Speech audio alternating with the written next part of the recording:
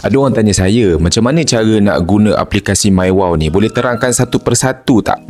Okay, jom, let's go. Kalau anda buka apps MyWow ni, anda akan tengok pertama sekali dia akan tunjuk usage. Usage ni adalah bahagian penggunaan kita lah. Dekat atas tu dia akan tunjuk nombor telefon kita dengan ID. Kemudian yang tu dia tunjuk credit balance dan dia akan tunjuk status kita sama ada aktif ataupun kalau dah lama tak top up, dia akan tulis pending lah. Kat situ dia tulis button reload now tu adalah button kalau kita nak top up nombor kita. Dan subscribe now tu bila kita dah top up, dah isi kredit, kita nak langgan pelan data internet pula, kita kena tekan subscribe now dan pilihlah pelan data apa yang kita nak. Dan kita pergi ke bahagian member pula. Bahagian ni adalah untuk kita lihat siapa orang yang kita dah daftarkan, berapa pendapatan kita dan sebagainya. Ini khas untuk kalau kita buat bisnes lah. Kalau kita tengok dekat atas tu, dia ada tunjuk Lite, Pro dan Biz. Kalau kita ajak orang lain guna singkat ToneWow, iaitu singkat Lite, dia akan tunjuk lah nombor 1 dekat situ. Lagi ramai kita daftarkan, lagi banyak. Kalau kita daftar singkat Pro, dia akan tunjuk dekat situ. Daftar singkat Biz, dia akan tunjuk dekat situ. Dan fast track tu adalah jumlah bayaran yang kita akan dapat. Sebab setiap singkat Lite, Pro dan Biz ni, bayaran bonus fast track yang kita dapat tu berbeza-beza. Jadi dia tunjukkan total dekat situ dan kita boleh klik tengok bila dia akan bayar lah. Kalau kita tengok dekat bawah tu, dia ada tulis data takaful percuma. Kita boleh semak berapa jumlah takaful kita. Kalau tak ada coverage kat situ, kita boleh klik buy untuk beli takaful.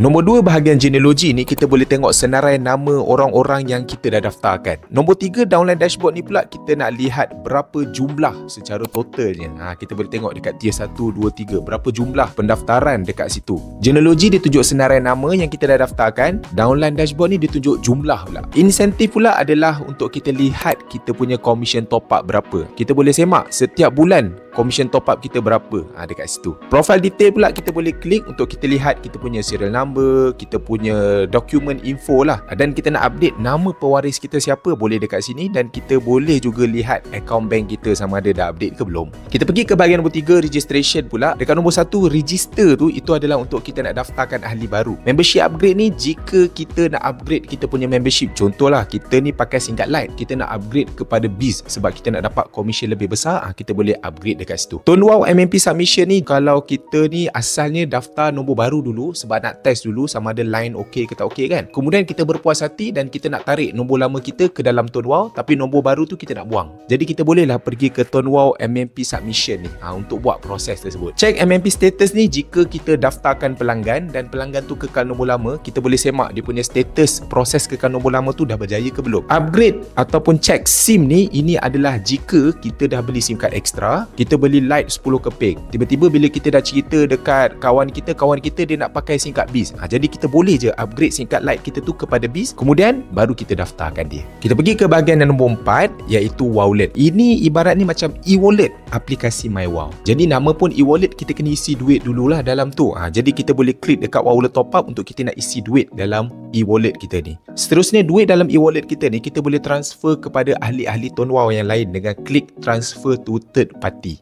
Dan prepaid reload ni pula adalah untuk kita top up. Anda boleh klik button prepaid reload ni jika anda nak top up. Dia akan tolak duit dalam wallet anda ni masuk ke dalam kredit nombor ToneWow anda tu. Jika anda nak set pula duit dalam wallet anda tu, dia tolak setiap bulan untuk masuk ke dalam kredit. Anda boleh klik dekat button auto prepaid reload. Anda boleh setting dekat situ. Data takaful percuma tu macam biasa untuk anda nak semak takaful ataupun anda nak beli takaful. Premium VIP number tu jika anda nak beli nombor cantik. Contoh anda ada customer tu dia kata dia nak nombor 88880000 kan. Jadi boleh beli dekat situ untuk VIP number.